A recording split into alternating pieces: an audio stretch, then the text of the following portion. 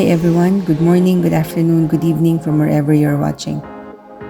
For those who are first-timers here in our channel, we are a family of 4, currently living in Regina, Saskatchewan, and I am an international student here while my husband has an open work permit.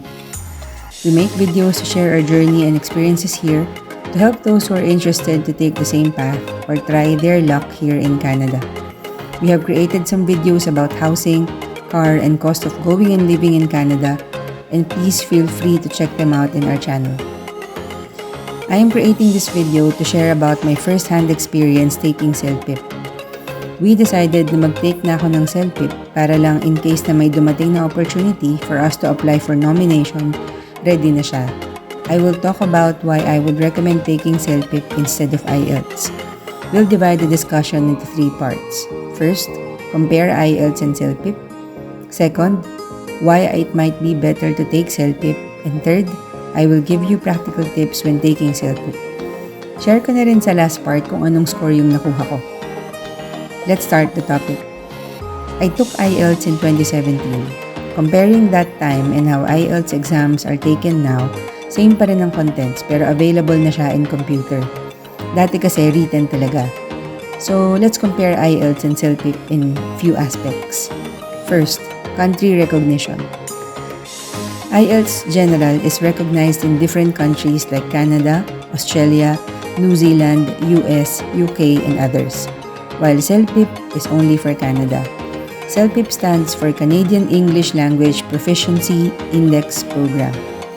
In terms of cost, both based on General, IELTS cost about $300 Canadian plus tax, while Celpip costs $280 plus tax. In terms of modules, both have 4 modules: listening, reading, writing, and speaking. In terms of total approximate duration to take the exams, for IELTS it is only 2 hours and 45 minutes, while Celpip might take full 3 hours. In terms of accent, since IELTS is recognized in multiple countries, the conversation it contains may include different accents like American, Australian, British, while Celpip mainly includes North American accents only. Sa contents and topics in the tests, IELTS may cover informational and general topics, while Celpip mostly covers day-to-day conversations and events within Canada. Sa availability, I think hindi available ang Celpip sa Philippines. So should you decide to choose Celpip, you will take it pag andito ka na sa Canada. Lastly, about speaking test, IELTS still require person-to-person discussion. Hence, you might take your speaking test on a different day depending on the availability of the IELTS examiner. On the other hand, with Celpip, speaking test is via computer as well. You will hear the conversation and instruction from the computer and record your answer through the headphones. So, matatapos mo lahat ng module sa Celpip in just one sitting.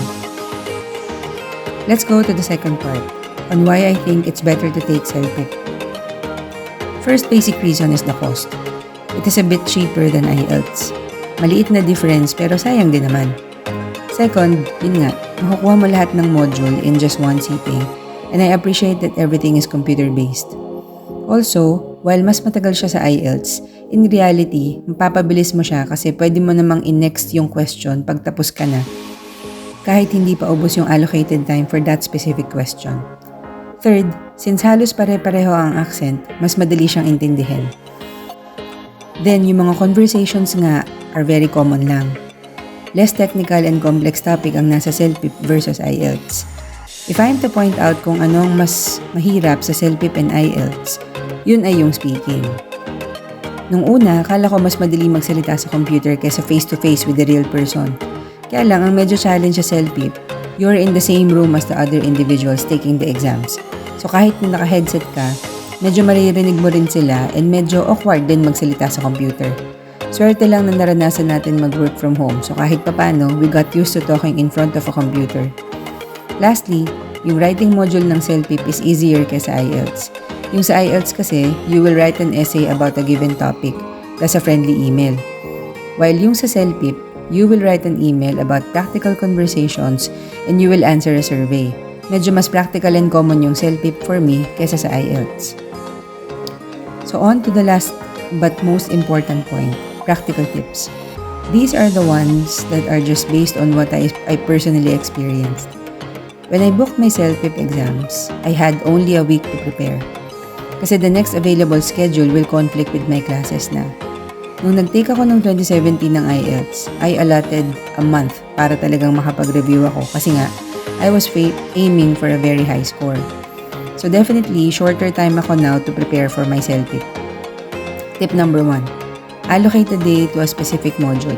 Example, Monday review ko focuses on listening module. Tuesday is for reading.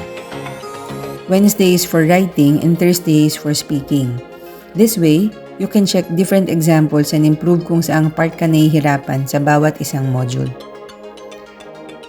Second, let's tackle detailed tips per module. Before we go to that, I will give you muna some high-level details about each. Listening is composed of 4 parts. For listening, Module 1 is a problem-solving in a casual discussion between 2 people. Ang mga possible na lumabas dito is a man booking for a table in a restaurant, a customer complaining or requesting something from a customer service agent. This discussion will be split and played into 2 or 3 parts. After each part, there will be 2 to 3 questions. Second part is a day-to-day discussion, but it will be played once for about 1.5 minutes. Third part is about a certain dialogue that will be around 2 or 2.5 minutes. Fourth and last part of listening is about a news item. This can be showing a video of news anchors talking about certain news report for about 1.5 minutes. Each of these 4 parts will be followed by a question that you will only hear once. Remember, questions are not written but are mentioned in your headset. Tips for listening module. Practice taking notes and if possible, take note of the details mentioned. Focus on the main topic of the discussion and take note of certain instructions. For example, for a customer who is requesting something from the store, take note of the specific request and why the customer is requesting for it. Paraphrasing is also important. The question you will hear will use different words of the same meaning, so it's important that you practice how to paraphrase. For the fourth part, news item, take note of the names or clothes of the news anchor and match them with their ideas or point of views. For example, you can take note that anchor number 1 agrees with the topic, while anchor number 2 has a different opinion. Take note also of their inputs to the topic. Kung may mga nabanggit sila na pang-build up dun sa topic, take note of that as it may be asked. Next, reading module. This is composed of 4 parts. Madali ang reading because the article or the reading material will remain to be displayed together with the question, so pwedeng balikan. Reading will have about a total of 38 questions. This will cover reading for correspondence or letter, applying a diagram, reading for information, and lastly, reading for viewpoints. First part is of course the easiest. You will read the letter and there will be questions related to the letter. Then, the receiver of the said letter will write back and the next set of questions will be fill in the blanks based on how you think the recipient will respond. Second part is about a poster or a flyer with some promotions. For example, it can be about a summer class for kids, gym packages, restaurant offers on Valentine's Day. The questions will ask about what the flyer is offering or what it does not offer or say. The third part, reading for information, is composed of A, B, C, D, and E. A to D are short paragraph about correlated topic, and then E will always say not mentioned in the given statements. The questions will then state one-liner phrases or sentences, and then you will identify kung saang paragraph siya nabanggit. And if not mentioned, you will then choose letter E. Lastly, for part 4, it is about an article related to a topic or public debates, and there will be individuals who will be named and their opinions on the said topic. The questions mainly focus on who among them thinks of certain viewpoints. Yung part 1 and 2, that's very easy and I'm confident you will nail it. So focus na natin ang tips sa part 3 and 4. May mga tips sa ibang videos na pwedeng i-skim lang yung paragraph, but for me, what I find more useful is to read them fully since hindi ako familiar sa topics and enough naman yung allotted time to read it. Sa part 3, get your pen and paper and then read each paragraph and take note of the main point, what each paragraph tells you about. Para pag tinignan mo yung questions, mas madali mo na ma-detect kung saan siya nabanggit or kung saan mo siya nakita. If hindi mo siya nakita, then answer letter E. For the fourth part naman, most of the topics are about a certain point under debate. So ang ginawa ko dito, may 2 columns lang ako. Sinong agree, sinong hindi agree. Or sinong in between. Pwede din. Anong highlight ng bawat individual na nabanggit? Ito na yung magiging basis mo sa questions. Again, going back sa kanina, paraphrasing should be practiced. Ibang words ang gamit nila sa questions which are just synonyms nung nandun sa given. So this is really key to success. Sa writing, first part is sending an email. Ang number 1 tip, follow the instruction.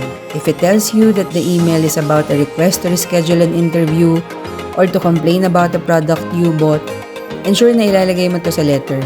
Then, if the instruction tells you to give information about your purchase, feel free to invent information. Like, I bought a television from your Regina branch last August 1, 2024. Second, be sure you use the right tone. It can be formal or informal, depende sa kung kanino ka susulat. Kung sa friend mo, syempre informal like, "Hey Mike." Pero pag sa sales manager, your letter should have a formal tone. Third, please also state your reason for the complaint or request. If based on the given, need mag-apologize or mag-thank you, then ensure that you write that down. For the second part, answering a survey, you can begin with a short intro like, "Thank you for initiating the survey to know what the students need." Then, answer the question. My option 1 and 2 that will be given with full description. You should write which option you choose and give at least 2 or 3 reasons why you choose it. You should also state that the other option is also good and then compare it sa choice mo and mention why you prefer that. Finally, speaking test. As mentioned, ito ang pinaka-need paghandaan dahil sa kakaibang format niya. But for sure, kayang-kaya mo to with the right practice. Speaking has 8 parts. The minimum talking time is 1 minute and the maximum is 1.5 minutes or 1.5 minutes for each part. First part, giving advice to a friend.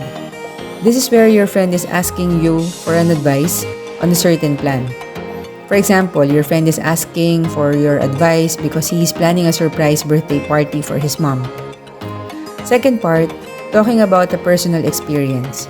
In this part, you are asked to share your experience related to a given topic. For example, share a recent movie that you saw and how did you find it. Third, describing a scene. This is where you are given a photo and you will describe the photo to a person who cannot see it. The objective is for the person to picture what you're seeing. Fourth is about making predictions. Based on the same picture given on part number 3, you will make a prediction on what can possibly happen next. Fifth is about comparing and persuading. This is where someone close to you will ask which item they should pick. There will be 2 options with given information like price and specification. You have to choose and convince him why you recommend that based on the given data. Sixth, dealing with a difficult situation. This will ask your experience of being in an awkward or challenging situation.